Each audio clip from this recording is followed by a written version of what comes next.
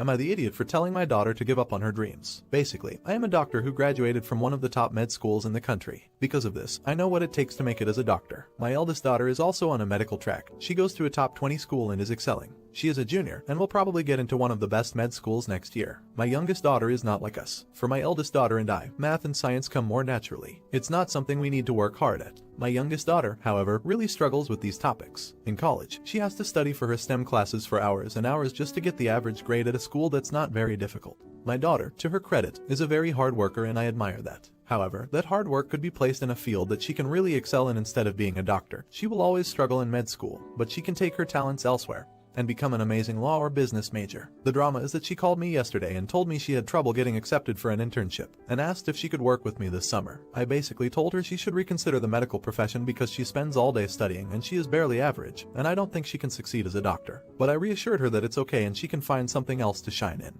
On the phone she was really quiet, and I ended the phone call with "I love you." After this, I have my eldest daughter, ex-husband, mother, and siblings spamming me and telling me to apologize. Youngest won't even pick up the phone. I understand that her feelings may have been hurt, and while that's valid, I think tough love will help her in the future. For example, it may have hurt her feelings when she was younger because I wouldn't let her eat cookies for dinner. But as a parent, you need to protect your children, even when it hurts them in the short term. Update. Hello Reddit. Some people asked for an update on this post, so here it is. I considered writing it closer to our initial reconciliation, but I'm glad I didn't, because this situation became bigger than I thought it would. My daughter unblocked me so she could call me, and she ripped me apart almost as harshly as you guys did, telling me I never believed in her, that I think she's an idiot, etc. I apologized profusely and told her that I didn't realize the damage I was about to do when I made my comments, and promised that I would support her in her journey in any way possible. I asked her if there was anything I could help her with to make this journey less difficult, and told her I'd find an internship opportunity with one of my colleagues. The conversation was pretty heavy on both sides. The two of us couldn't stop crying. But it seemed like after my apology, we were in a better place. Despite still having reservations about her ability as a doctor, I was going to try to support her. Well, the semester ended and grades come in any day now.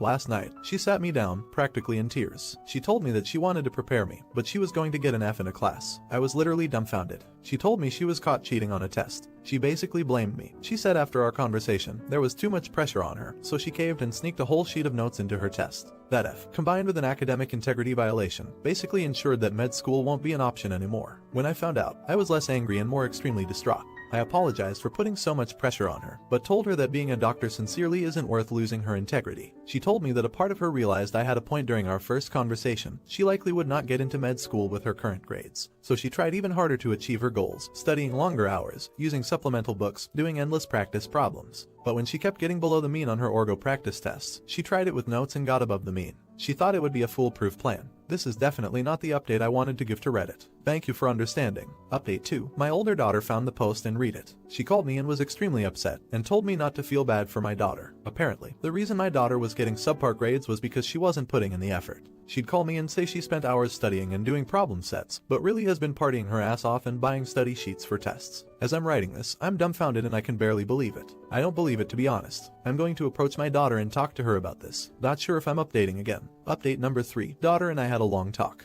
and it's a doozy. So her freshman year, she actually put in effort. She was trying hard, so those hours of studying weren't a lie. However, she had a very traumatic life event that she did not tell anyone about, and spiraled after that. She stopped caring about her classes, thinking she could easily get a job as a doctor via cheating. She did illicit drugs basically daily. When I called her, she realized her lifestyle wasn't sustainable, as in she could not become a doctor and would have to put in effort to achieve that goal. But she wanted to continue her lifestyle, so she got caught cheating. She told me she doesn't even have a passion for medicine anymore or anything. She is just numb. She says it's easy to be happy around her family, because we only see her for a short period of time. But she had been hiding her whole life in sadness from us. To me, this sounds like severe depression. We will definitely be going to individual and family therapy. No idiots here. But Opus, be warned. I'm the smart child in my family. I always got good grades with very little effort, and excelled at most things that I tried to do. I have my own set of problems, but intelligence and test taking has never been among them. My brother struggled with school and tried so hard. He worked 10x harder than I did and still only got mediocre grades. It's been hard on both of us, me being held to a higher standard and him feeling like a dumb failure. We're in our 30 seconds now and he is struggling with alcohol addiction and mental health issues. He will never feel like he measures up and there's nothing I can do about it, and my parents are still so hard on him. At this point I'm pretty sure that no amount of validation and love will bring him back. Please make an effort to treat your kids the same. It's painfully obvious in your first post that you favor your smart kid and it seems like the kid you're posting about is spiraling.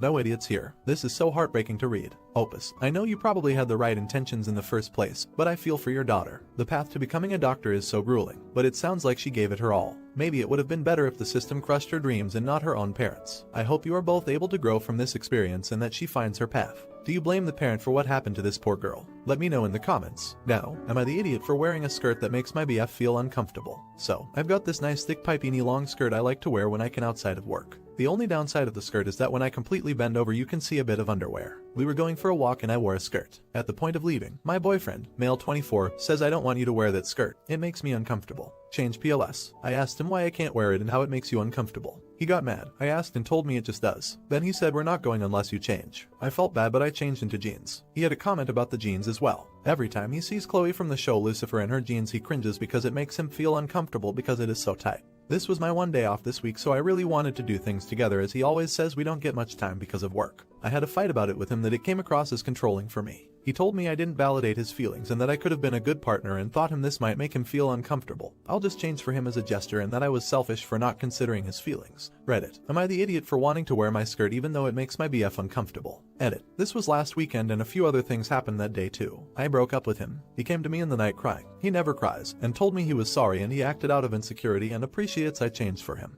He suggested couples counseling. He made an appointment for Friday. Apart from the relationship stuff, it was more me asking myself if I didn't validate his feelings. I was a bit like you can talk about how you feel and express, but not act on it. I also had a bit of a it's not my problem attitude. That's why I'm asking update. So, it's been plus 2 months and I figured some of you might want to see an update on the whole situation. First of all, a big thank you to all those people that gave me advice and were the lovely judging people of Reddit. Without a doubt that Am I the Idiot made a difference for me, so thank you. Again, I'm not English so hating on my grammar or vocabulary will be there for you grammar freaks. Just a heads up. Long story short, we broke up, I moved out and I'm so happy now. I know it's normal to read and it will always go this way but ignorant me always read these posts thinking, no idiots here that ain't gonna be me. Here we are single and all and never felt better. Now the longer version. After the skirt thing he made a few other comments and I had it. I broke up with him at the end of May with no idea what to do next, just emigrated to this country while living together. We went to therapy where he got told in his face that he was an abusive and controlling $$ hole. And if he truly didn't see any of that he could be diagnosed since they thought it might be autism or high-functioning Asperger's. It was bad. I cried a lot during therapy and tried to open up to her about the situations and not knowing to go on because he didn't mean it, right? When she was out of the room he called me a crybaby, again as a joke. Later that night he also told me he knew about all of my Reddit posts and that he could see everything. So most likely also this one. After the second session where they told me 2 individual therapists. He will not change and I do not want to sign up for a life like this with kids etc. They see it so much and if I had a way of preventing this future I should for my emotional well-being. I moved out 1.5 months ago on my own, made some new friends and started looking for new jobs. He tried to contact me several times and we did talk sometimes. It would always go that he told me he had changed and can see it now but my love was long gone. I told him I didn't love him anymore but he kept pushing until I blocked him. He told me he was having panic attacks, was suicidal and whatnot. He needed someone to talk to, but that someone wasn't me. Just having normal people around me while I'm wearing my skirt and doing my things without negativity is just a big breath of fresh air. It's so relieving I can't tell you how much I feel like myself again and most of all, not crazy. I'm doing hobbies, sports, therapy and whatnot but I'm happy. In the few moments this month I did feel lonely. I sometimes texted him back but ended that completely too and just reread all of my situation with him. 32, within a year and a bit. Apparently he also cheated on me with his ex telling her that he wanted to marry her instead of me. Her ass was way better than mine. I had to work out more to earn a compliment according to him. So that was that. No more Mr. I'm sorry I didn't mean it that way. Thanks for anyone reading this. If you are in a situation with a partner and you doubt yourself or question yourself all the time by things he says or does, please listen to that gut feeling because you aren't wrong or a bad person for thinking it and it tells you more than enough. Not the idiot. I'm so proud of you for getting out of that situation. Most people don't realize how hard it is to get away from an abusive relationship. They break our wills and our independence. But I'm so happy you got out when you did. Stay strong and give your bunnies some extra love. Was this boyfriend being manipulative? Let me know in the comments. Now, am I the idiot for ignoring my stepmother in front of her boss? So I have been living with my stepmother and dad for the past few months. I really dislike my stepmom. She is always insulting me for things that aren't fully my fault, like being socially anxious, and she doesn't treat me like a family member. She also refuses to use my real name, because that's her other, older, kid's name too. She calls me by my middle name instead, which I absolutely hate. I told this to her 1,000 times, but she just doesn't care. Yesterday I went shopping with her for groceries. After we got out of the shop and walked over to the car, she noticed her boss a few cars away and went over there to talk. After a few minutes of me awkwardly standing by the car, she shouted to me to go there and introduce myself, but she, as always, didn't use my real name. I decided to ignore her. I hoped that she would realize her mistake and correct herself, but she kept shouting my middle name. She gave up trying after a while and said goodbye to her boss very soon. Needless to say, she was extremely upset. She remained silent while she was driving home, but I knew that I won't get away with this without a big argument. When we got home, she basically exploded. She was shouting at me for like 20 minutes about how I embarrassed her in front of her boss and that I'm immature and childish. My dad also took her side. He understands that I don't like being called by my middle name, but said that I should act like a grown-up and know better than petty revenge. Are they right? Was I acting childish and should I apologize? Update, so I talked to her. She said that she didn't realize how much I hate my middle name, and that she doesn't understand why I care so much. She also said that she's willing to call me by another name of my choosing, but not my real name, because that's her other daughter's name. I'm not saying that I'm happy with this, but it's still better than my middle name. Sadly, it's impossible to make normal-sounding nicknames out of my real name. I'm sorry that I can't answer everyone, but thank you so much for all the advice and support.